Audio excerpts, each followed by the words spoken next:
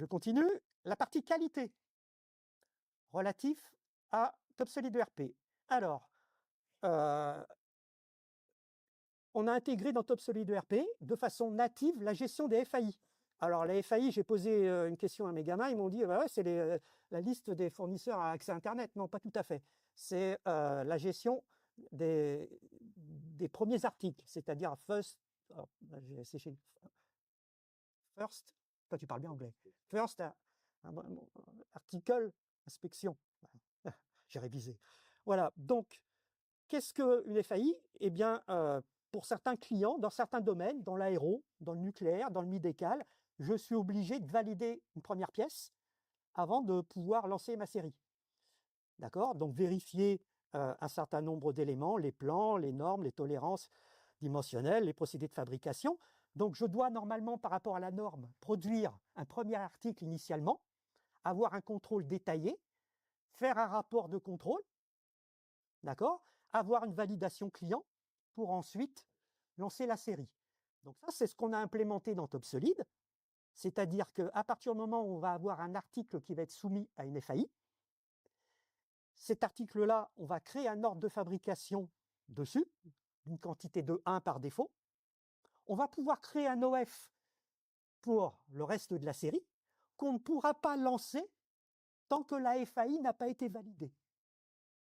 On pourra le planifier, on pourra acheter de la matière, voilà, mais on ne pourra pas le lancer en fabrication, d'accord? Donc le lancer dans l'atelier tant que la FAI n'a pas été validée. Alors vous allez me dire, c'est une fonction nouvelle chez les clients? Non, on n'avait pas nativement cette fonction-là dans TopSolid, donc on a essayé, on est arrivé dans un certain nombre d'entreprises par de la personnalisation à mettre en place la FAI, mais ça restait quand même on n'a pas été complètement dans la gestion. Et avec ce qu'on a développé, si vous avez un audit client et que vous leur montrez comment vous gérez la FAI, là, vous n'aurez pas de non-conformité. Alors qu'aujourd'hui, s'ils grattent un peu, informatiquement, par exemple, il n'y a rien qui bloque un premier article.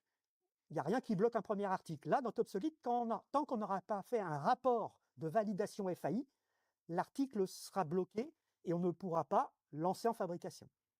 Après, on l'utilise ou on ne l'utilise pas, mais voilà, ça a été demandé par un certain nombre d'entreprises. Donc, un exemple concret, un client qui fabrique une pièce d'un moteur d'avion, avant de produire 10 000 pièces, il faut qu'il fabrique un exemplaire contrôlé au micron près et le rapport FAI, qui va être donc dans un DVI, un dossier de validation industrielle, doit être validé par le client avant le démarrage de la production en série. Voilà, ça évite de se planter sur 10 001 pièces. Donc, au niveau de la FAI, ça passe par d'abord une exigence qualité.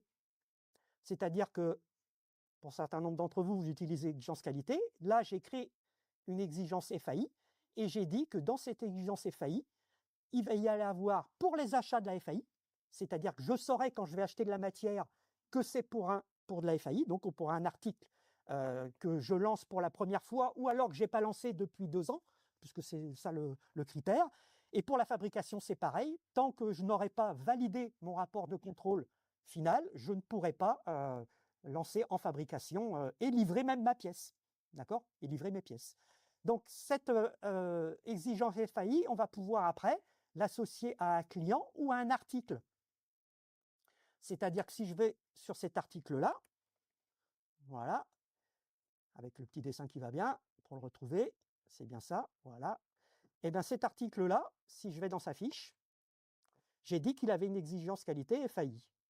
Ça veut dire que cet article-là, actuellement, donc il est en gestion FAI, puisque j'ai rajouté aussi sur mon TSQ comme quoi il était en FAI. Donc je peux retrouver comme ça rapidement les pièces FAI. Et cet article-là, dans les besoins FAI, si je lance la recherche, eh bien je vois qu'il a une FAI en cours. Voilà qu'actuellement, effectivement, il y a l'OF 8112 qui a été créé, qui a été lancé, et qui est un OF FAI d'une pièce, qui est rattaché donc à ma ligne de commande. C'est un OF FAI. Donc, une fois que j'ai fabriqué ma pièce, tant que je n'aurai pas validé ma FAI par rapport de contrôle, si je veux relancer ou si j'ai une nouvelle commande de cette pièce-là, le système me dira qu'il y a une FAI en cours. Si je retourne dans la commande de FAI qui est ici, pour le client Airbus, voilà, si je vais dans cette commande, bah, je vais retrouver l'information comme quoi il y a une FAI en cours sur cet article et qui n'est pas encore validé. Donc l'article va apparaître en orange pour être identifié comme quoi il a une FAI. Et si je valide la FAI, eh bien, je vais pouvoir débloquer ma pièce par l'établissement, sous forme de validation, d'un rapport de contrôle final qui va consister à valider ma FAI. Ça va être une FAI validée. Et c'est un contrôle final qui est conforme et j'ai une pièce qui va être validée. Ici. Donc du coup, mon article va être mis à jour par la FAI qui va être validée. Et si je regarde cet article, de nouveau, il a dans Technique une validation FAI et il a un DVI d'enregistrer sous forme d'un dossier où on va retrouver l'ensemble des FAI et l'ensemble des rapports de contrôle qui ont pu être faits sur cette pièce, puisque cette pièce-là, si elle revient en fabrication dans 2 ans, il faudra que de nouveau, je relance une gestion sur le premier article. Voilà. Donc ça, c'est des choses qui sont implémentées chez un certain nombre de clients, mais pas de façon native. Donc on a voulu le standardiser et que cette gestion-là réponde à la norme, aux normes et aux impositions clients.